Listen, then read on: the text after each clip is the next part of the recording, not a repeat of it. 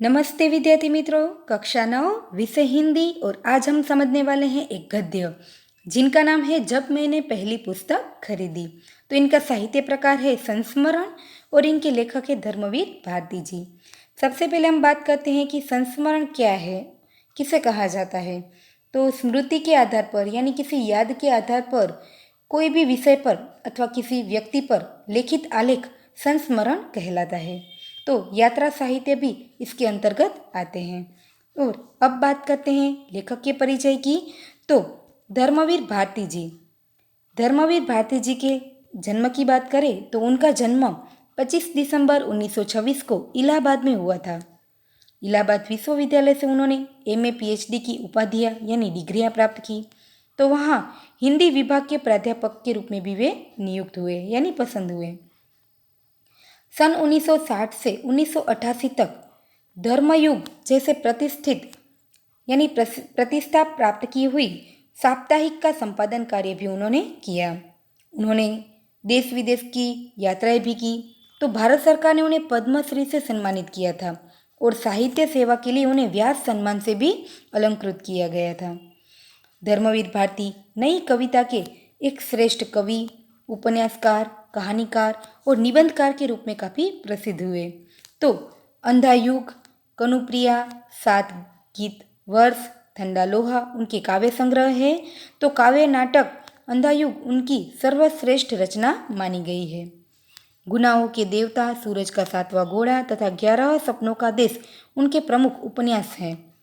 तो गुल की बनो, बंद गली का आखिरी मकान आदि कहानियों का हिंदी की नई कहानी में विशिष्ट स्थान रहा है। थैले पर हिमालय और पश्यंती उनके निबंध संग्रह माने गए हैं। तो अब बात करते हैं उनके प्रस्तुत गद्य की, यानी जब मैंने पहली पुस्तक खरीदी। यहाँ हम बात करें तो लेखक को बचपन में पढ़ने का बहुत ही शौक था और उन्होंने बचपन में एक पुस्तक खरीदी थी। और जिनका खुद का पुस्तक खरीदी के वक्त उन्हें जो आनंद हुआ था उनका अनुभव उन्होंने यहाँ पर प्रस्तुत किया है और उन्हीं के आधार पर उन्होंने इस गद्य का शीर्षक लिखा हुआ है। आगे हम बात करें तो लेखक और साहित्यकार बनने वाले व्यक्ति को बचपन से ही पढ़ने का शौक होता है। धर्मवीर भारती को भी भविष्य में साहित्यकार बनना था, इसलिए बचपन से ही उन्हें पढ़ने का शौक था। तो प्रस्तुत संस्मरण में लेखक ने अपने उसी शौक की चर्चा की है और वे कहते हैं कि प्रस्तुत संस्मरण द्वारा धर्मवीर भारती जी ने अपने बचपन के दिनों की बातों को हमारे सामने रखा। उनका बचपन गरीबी में बीता था, लेकिन उनको पढ़ने का बड़ा शौक था।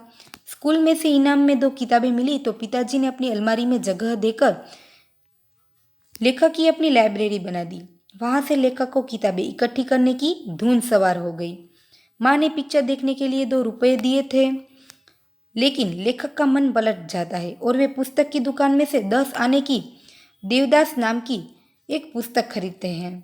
लेखक ने अपने पैसों से खरीदी हुई वह पहली किताब थी, इसलिए उन्होंने उनका उस वक्त का जो आनंद था उसी को यहाँ पर प्रस्तुत किया है और इसी आधारित इस गद्य का शीर्षक है। इस पाठ में लेखक ने जीवन में पुस्तकों के महत्व पर भी प्रकाश डाला है। यहाँ हम देखें तो पुस्तकें हमारी मित्र कहलाती है, या तो पुस्तकों से हमें कई प्रकार के ज्ञान भी प्राप्त होते हैं। तो इस पाठ के माध्यम से लेखक ने जीवन में पुस्तकों के महत्व पर भी हमें समझौती दी है। आगे हम पाठ की समझौती की शुरुआत करते हैं। लेखक यहाँ बताते हैं कि बचपन की एक बात है, उस समय आर्य समाज का सुधारावादी आंदोलन पूरे जोर पर था। यहाँ हम बात करें, लेखक यहाँ अपने बचपन की बात को बताते हुए कहते हैं कि उस समय आर्य समाज का सुधारावादी आंदोलन पूरे जोर पर था। तो यह आर्य समाज क्या है? आर्य समाज एक हिंदू सुधार आंदोलन है। इनकी स्थापना स्वामी दयानंद सरस्वती ने 1857 में बम्बई में मथुरा के स्वामी विजयानंद की प्रेरणा से की थी। यह आंदोलन पाश्चात्य प्रभावों की प्रतिक्रिया स्वरूप हिंदू धर्म में सुधार के लिए प्रारंभ हुआ था और आर्य समाज में शूद्र वैदिक परंपरा में वो विश्वास करते थे तथा मूर्ति पूजा का अवतारवाद, बलि, झूठे कर्मकांड व अंधविश्वासों को अस्वीकार करते थे। और इसमें छुआछूत तथा जाति भेदभाव का विरोध किया गया है तथा स्त्रियों को भी वेद पढ़ने का अधिकार दिया गया है। तो स्वामी दयानंद सरस्वती द्वारा रचित सत्यार्थ प्रकाश नामक ग्रंथ आर्य समाज का मूल ग्रंथ माना गया है। यह थी आर्य समाज की समझूती।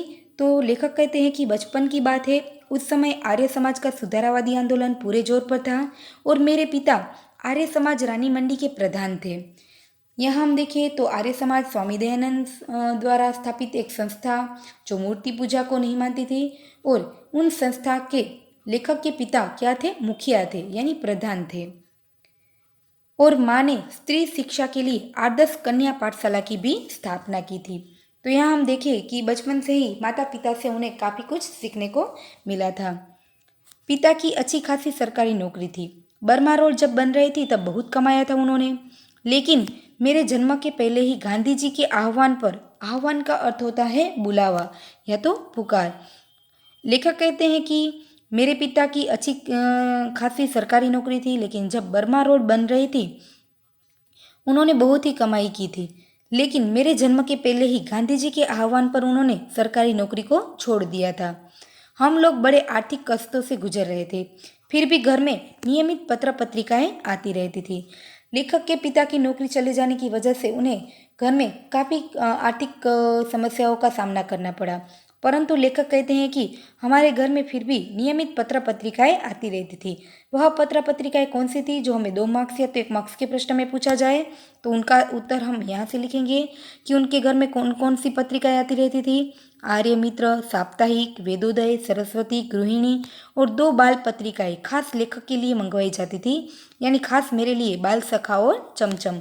यदि हम 1 मार्क्स के प्रश्न में पूछा जाए कि लेखक के लिए खास कौन कौन सी किताबें मंगवाई जाती थी, यानी पत्रिकाएं मंगवाई जाती थी, तो बाल सखा और चमचम। इनमें क्या था?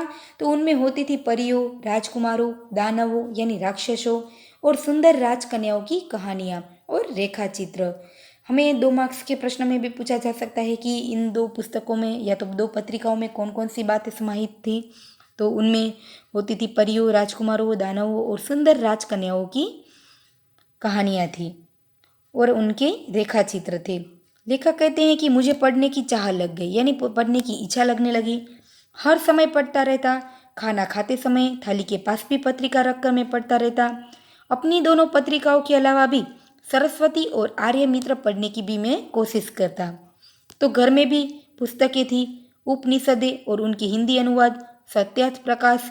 सत्यार्थ प्रकाश के खंडन मंडन वाले अध्याय पूरी तरह समझ में नहीं आते थे, पर पढ़ने में मुझे काफ़ी मज़ा आता था। लेखक कहते हैं कि बचपन से ही मुझे पढ़ने का बहुत ही शौक था। मेरे घर में जो नियमित बाल पत्रिकाएँ आती रहती थी उनको तो मैं पढ़ता था, लेकिन घर में अन्य जो भी पुस्तकें थे उनको भी मैं पढ़ता था। और कई ऐसे उनके घर में पुस्तक थे, उपनिषद थे या तो हिंदी अनुवाद, सत्यार्थ प्रकाश की भी जो पुस्तकें थी। लेखक को पढ़ने में मज़ा आता था, उन्हें चाहे लिखा हुआ उनकी समझ में नहीं आता था, फिर भी पढ़ने का उनका आनंद ही अलग था। इसलिए वह कहते हैं कि मुझे पढ़ने में काफ़ी मज़ा आता था। आगे हम देखें तो लेखक बताते हैं कि मेरी प्रिय पुस्तक थी स्वामी दयानंद की एक जीवनी। यहाँ हमें 1 मार्क्स के प्रश्न में पूछा जाता है कि लेखक की प्रिय पुस्तक कौन सी थी, तो उनकी प्रिय पुस्तक थी स्वामी दयानंद सरस्वती की जीवनी, जो एक रोचक शैली में लिखी हुई थी, अनेक चित्रों से सुसज्जित थी। वे तत्कालीन यानी उन समय की पाखंडों के विरुद्ध अदम्य साहस दिखाने वाले अद्भुत व्यक्तित्व थे। वहाँ पर हम उनको देखें तो स्वामी दयानंद सरस्वती के व्यक्तित्व की या तो उनके अनुभवों की बातें उनमें लिखी हुई थी, जो लेखक के मन को काफ़ी आकर्षित करती थी। कितनी ही रोमांचक घटनाएं थी उनके जीवन की जो मुझे बहुत ही प्रभावित करती थी। चूहे को भगवान का मीठा खाते देखकर मान लेना कि प्रतिमाएं यानी मूर्तियां भगवान नहीं होती, घर छोड़कर भाग जाना, तमाम तीर्थों, जंगलों, गुफाओं, हिम शिखरों पर साधुओं के बीच घूमना और हर जगह इसकी तलाश करना कि भगवान क्या है, सत्य क्या है, जो भी समाज विरोधी, मनुष्य विरोधी मूल्य है, हमारी जो रूढ़ियाँ या तो परंपराएं हैं, उनका खंडन करना और अंत में अपने हत्यारे को क्षमा कर उसे सहारा देना, यह सब मेरे बाल मन को बहुत ही रोमांचित करती थी। यहाँ हम देखें तो लेखक की प्रिय पुस्तक स्वामी दयानंद सरस्वती की जीवनी सत्यार्थ प्रकाश थी। उसमें ऐसी ऐसी घटनाएं थी जिनमें तत्कालीन पाखंडों का विरोध करने में स्वामी जी ने अदम्य हिम्मत या तो साहस दिखाया था। स्वामी जी मूर्ति पूजा के विरोधी थे। ईश्वर और सत्य की खोज में वे तीर्थों, जंगलों में खूब भटके थे और उन्होंने साधुओं का संग किया था। वे रूढ़ियों का खंडन करते थे। उन्होंने अपने हत्यारे को क्षमा कर दिया था। इस तरह दयानंद जी से संबंध रखने वाले अनेक बातें बड़ी रोचक शैली में उनकी जीवनी में दी गई थी, जो लेखक के बाल मन को काफ़ी आकर्षित करती थी या तो उनकी रोमांचित करती थी। तो आगे हम देखें कि माँ स्कूली पढ़ाई पर जोर देती थी। लेखक बताते हैं कि उनकी माता को हर बार यही चिंतित रहती थी कि लड़का कक्षा की किताबें नहीं पढ़ता, पास कैसे होगा, कहीं खुद साधु बनकर फिर से भाग गया तो। पिता कहते कि जीवन में यही पढ़ाई काम आएगी, पढ़ने दो। लेखक है वह बचपन से ही पढ़ने के शौकीन थे, इसलिए जो भी अपने अभ्यासक्रम की पुस्तकों के अलावा भी कई पुस्तकें पढ़ते रहते थे। तो उनकी माँ को चिंता रहती थी और वे स्कूली पढ़ाई पर जोर देती थी। वे कहती थी कि यदि वे किताबें यानी कक्षा की किताबें नहीं पढ़ेंगे तो वे पास कैसे होंगे, या तो वे स्वामी दयानंद सरस्वती की जीवनी को पढ़कर कहीं वे भी घर बार छोड़कर कहीं चले ना जाए।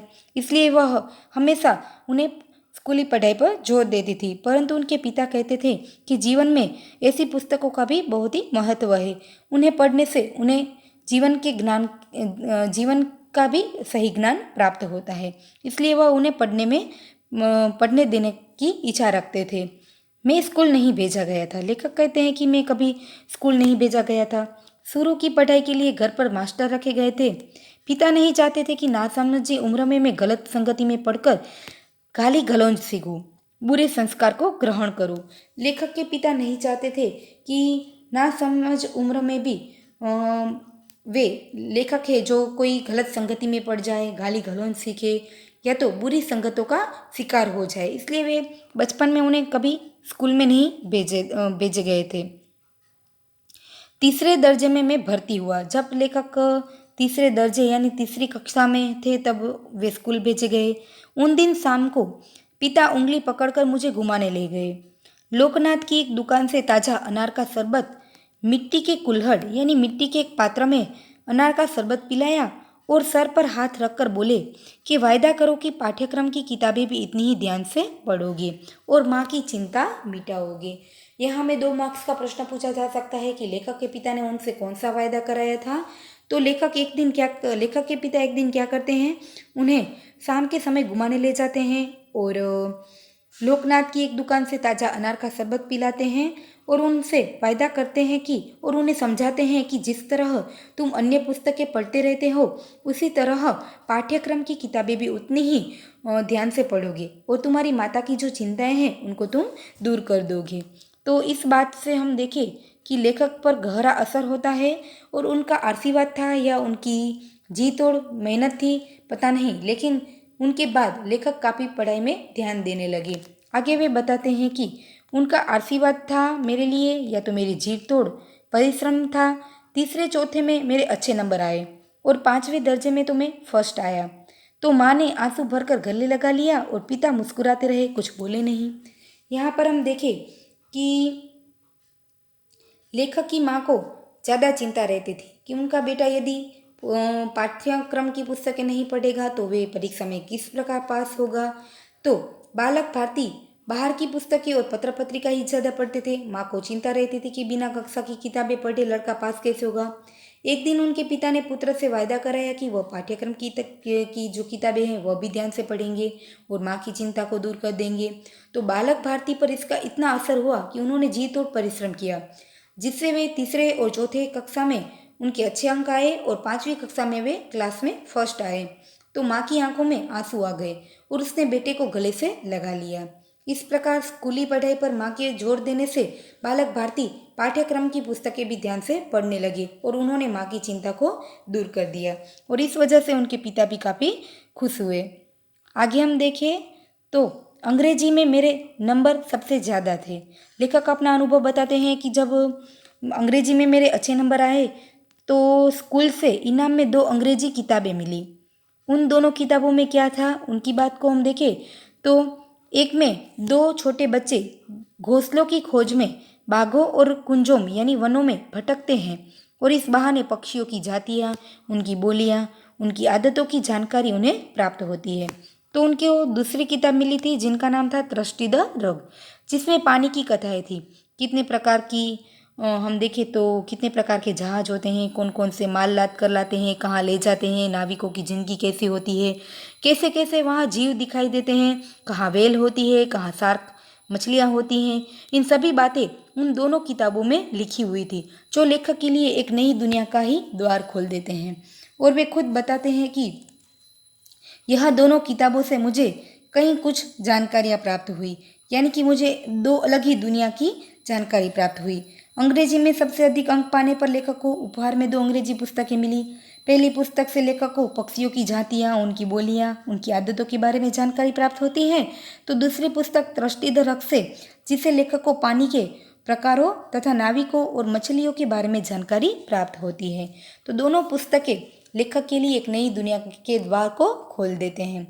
और वे खुद बताते हैं कि ये दोनों पुस्तकों ने मेरे लिए एक अलग ही दुनिया का द्वार खोला, और मुझे इन दोनों पुस्तकें पढ़ने से काफ़ी आनंद हुआ।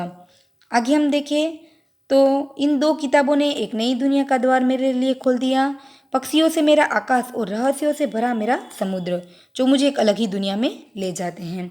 आगे वे बताते हैं कि पिता ने अलमारी के खाने में अपनी चीज़ें हटाकर जगह बनाई और मेरी दोनों किताबें उस खाने में रखकर कहा, आज से यह खाना तुम्हारी अपनी किताबों का है, यह तुम्हारी लाइब्रेरी है। यहीं से आरंभ हुई उस बच्चे की लाइब्रेरी। यहाँ हम देखें तो लेखक के पिता क्या करते हैं, जब उनको 2 पुस्तकें इनाम में मिली तो उनके पिता घर में एक अलमारी में उनको एक जगह बना देते हैं और उन्हें कहते हैं कि आज से तुम अपनी जो भी पुस्तकें तुम्हें प्राप्त हो वे इस यहाँ पर अलमारी में रखोगे और एक छोटी सी लाइब्रेरी बनाओगे। तभी से लेखक को लाइब्रेरी की एक धुन सवार हो गई और वहीं से उनकी लाइब्रेरी की शुरुआत होती है। आप पूछ सकते हैं कि किताबें पढ़ने का शौक तो ठीक है, किताबें इकट्ठी करने की सनक क्यों सवार हुई? उसका कारण भी बचपन का एक अलग ही अनुभव रहा। वे कहते हैं कि जब उन्हें 2 पुस्तकें इनाम में मिली तो उनके पिता ने क्या किया, अपने घर की एक अलमारी में उन्हें एक अलमारी में एक छोटी सी लाइब्रेरी बनाने की सलाह दी, और तभी से वे क्या करते हैं, अपने घर में एक छोटी सी लाइब्रेरी बनाने की शुरुआत करते हैं। यानी अपने बचपन में उन्होंने एक छोटी सी लाइब्रेरी बनाने की शुरुआत की, जो उन्हें लाइब्रेरी की एक नई दुनिया में क्या करते हैं, ले जाते हैं। आगे हम देखें तो इलाहाबाद भारत के प्रख्यात शिक्षा केंद्रों में से एक रहा है। ईस्ट इंडिया कंपनी द्वारा स्थापित पब्लिक लाइब्रेरी से लेकर मदन मोहन मालवीय द्वारा स्थापित भारती भवन तक, यह एक प्रकार की कई ऐसी लाइब्रेरियां हैं जो लेखक को पढ़ने के शौक को आगे बढ़ाती है। तो वे कहते हैं कि अपने मोहल्ले में एक लाइब्रेरी थी जिनका नाम था हरिभवन। हमें 1 मार्क्स के प्रश्न में भी पूछा जा सकता है कि उनके मोहल्ले में एक छोटी सी लाइब्रेरी थी जिनका नाम था हरिभवन। वे स्कूल से छुट्टी मिली कि वे तुरंत उसमें जाकर क्या करते थे, अध्ययन करते थे, यानी पढ़ने का अपना शौक पूरा करते थे। यहाँ हम देखें तो लेखक के बचपन से ही पढ़ने के शौक को हमारे सामने यहाँ उन्होंने बताया है कि वे बचपन से ही पढ़ने के काफ़ी शौकीन थे। उनके मोहल्ले में भी एक छोटी सी लाइब्रेरी थी। स्कूल से जब छुट्टी होती तो वे तुरंत वहाँ पहुँच जाते और वहाँ पर अपने पढ़ने के शौक को पूरा करते थे। तो विद्यार्थी मित्रों, हमने पूरे पाठ के आधारित देखा कि लेखक और साहित्यकार बनने वाले व्यक्तियों को बचपन से ही किस प्रकार पढ़ने का शौक होता है। तो उसी प्रकार धर्मवीर भारती को भी भविष्य में साहित्यकार बनना था, इसलिए बचपन से ही उन्हें पढ़ने का जिस प्रकार का जो शौक था उसको उन्होंने हमारे सामने यहाँ पर अपने एक संस्मरण में प्रस्तुत किया है, और हमने देखा कि वे बचपन से ही किस प्रकार पढ़ने का शौक रखते थे। तो यहाँ हम देखें तो कई ऐसे 1 मार्क्स के या तो 2 मार्क्स के कठिन प्रश्न भी है कि उनके घर में कौन कौन सी पत्रिकाएं आती रहती थी, या तो उन्हें जो इनाम में 2 पुस्तकें मिली थी उनमें हम देखें तो कौन कौन सी कहानियाँ थी, यानी कौन कौन सी बातों को समावित किया था, या उनकी प्रिय पुस्तक कौन सी थी, जो सत्यार्थ प्रकाश थी, जो उनकी सबसे ज़्यादा प्रिय पुस्तक मानी गई थी, यानी उनकी प्रिय पुस्तक थी। तो इस प्रकार हमने पूरे पाठ का अभ्यास किया है, और यहाँ जो स्वाध्याय में प्रश्न के उत्तर दिए गए हैं वे हम हमारी नोटबुक में लिखेंगे, और साथ साथ हमने इस गद्य के माध्यम से देखा कि पुस्तकों का क्या महत्व होता है, या तो पुस्तकें हम देखें तो सदैव हमारी मित्र के समान मानी जाती है। तो विद्यार्थी मित्रों, आप चाहे तो अपनी पाठ्य पुस्तक से भी एक बार यह पाठ पढ़कर उनकी समझूती प्राप्त कर सकते हैं। नमस्ते।